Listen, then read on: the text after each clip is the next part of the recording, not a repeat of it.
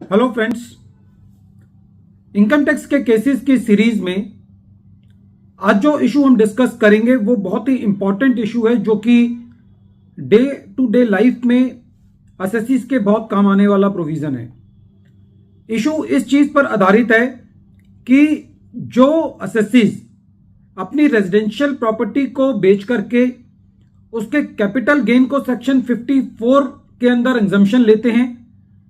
और किसी वजह से वो कैपिटल गेन अकाउंट स्कीम के अंदर पैसा नहीं जमा कर पाते, लेकिन अल्टीमेटली वो उस कंसिडरेशन को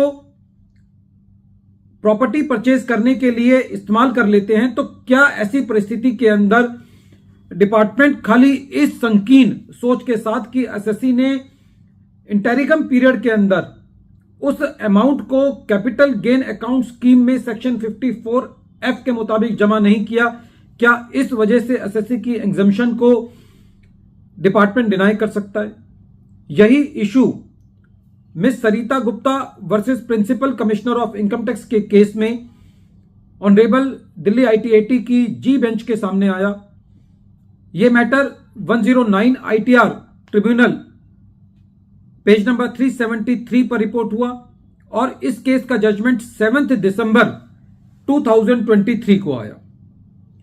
प्रेजेंट केस असेसमेंट ईयर 12-13 से रिलेटेड है। एसएससी का सेक्शन 147 के अंदर असेसमेंट किया गया और उस असेसमेंट के अंदर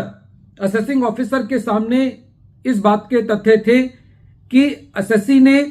सेक्शन 54 की एग्जम्पशन ली है, कोई रेजिडेंशियल प्रॉपर्टी बेची है और फिर रेजिडेंशियल प्रॉपर्टी खरीदी है, लेकिन जो बीच का पीरियड था, जिस पीरियड में एसएससी ने प्रॉपर्टी बेची और खरीदी, जिस पीरियड के बीच में उसको ये पैसा कैपिटल गेन अकाउंट स्कीम में डालना था, वो एसएससी ने नहीं डाला, बल्कि डायरेक्ट रेजिडेंशियल प्रॉपर्टी के अंदर इन्वेस्ट कर दिया, जो पीरियड एसएससी को सेक्शन 54 के अंदर अवेलेबल होता है। During the assessment proceedings assessing officer इस बात से कन्विंस्ड था और उसने एसएससी का असेसमेंट कर दिया सेक्शन 54 की एग्जम्पशन को देते हुए। बाद में principal commissioner of income tax ने सेक्शन 263 के अंदर इस ऑर्डर को erroneous and prejudicial to the revenue कहते हुए इस आधार पर ऑर्डर को रिवाइज कर दिया सेक्शन 263 के अंदर कि यह ऑर्डर इरोनियस है, क्योंकि एसएससी ने इंटरिम पीरियड के बीच में कैपिटल गेन अकाउंट स्कीम में पैसा जमा नहीं कराया था, इसलिए एसएससी ने सेक्शन 54 के प्रोविजंस का पालन नहीं किया और एसएससी को यह एग्जम्पशन नहीं मिलनी चाहिए। जब यह मैटर ट्रिब्यूनल के पास गया तो ट्रिब्यूनल का यह कहना था कि प्रेजेंट केस में एसएससी ने सेक्शन 54 की जो कंडीशंस हैं उनको मोटे तौर पे कंप्लाई कर दिया है। कमिश्नर ऑफ इनकम टैक्स ने जो ऑर्डर को रिवाइज किया है वो हाइपर टेक्निकल अप्रोच लेकर के किया है।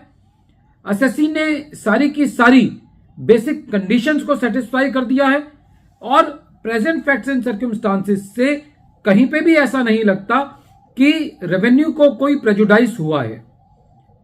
फ्रेंड्स, जब सेक्शन 54 या 54F में एग्जम्पशन लेने की बात आती है तो कई बार ऐसा होता है कि एसएससी रिटर्न फाइलिंग की डेट तक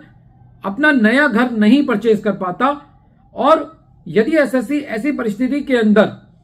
कैपिटल गेन अकाउंट स्कीम में पैसा जमा करता है तो उसको बाद में उस स्कीम से पैसा निकालने में भी काफी जद्दोजहद करनी पड़ती है, असेसिंग ऑफिसर से परमिशन लानी पड़ती है। हालांकि ये केस इस चीज की तरफ कहीं पे भी इशारा नहीं करता कि आप एज ए रूटीन प्रैक्टिस के अंदर जहां पे आप अपनी प्रॉपर्टी को with in the time limit purchase नहीं कर पा रहे रिटर्न फाइलिंग की डेट तक, तो आप अपने पैसे को कैपिटल गेन अकाउंट स्कीम में जमा ना करें। ऐसे केसेस खाली एक्सेप्शनल केसेस में जहां पे एसएससी से कोई जेन्युइन गलती हो जाती है उन केसेस के अंदर यूज किए जाने चाहिए। एज ए प्रैक्टिस एसएससी को कोशिश करनी चाहिए कि यदि वो रिटर्न फाइलिंग की डेट तक अपना अमाउंट इन्वेस्ट नहीं कर पा रहा है तो वो उसको कैपिटल गेन अकाउंट स्कीम के अंदर उस पैसे को जमा करे। बहरहाल इस केस के अंदर दिल्ली आईटीएटी ने एसएससी के हक में फैसला दिया। वीडियो के अंत में एक बार फिर मैं केस का नाम रिपीट कर रहा हूं। केस का नाम है Miss Sarita Gupta versus principal commissioner of income tax और ये case 109 ITR tribunal page number 373 पर रिपोर्ट हुआ। मैटर ऑनरेबल दिल्ली हाई टी की जी बेंच ने डिसाइड किया और इस केस का जजमेंट 7 दिसंबर 2023 को आया। Thank you friends.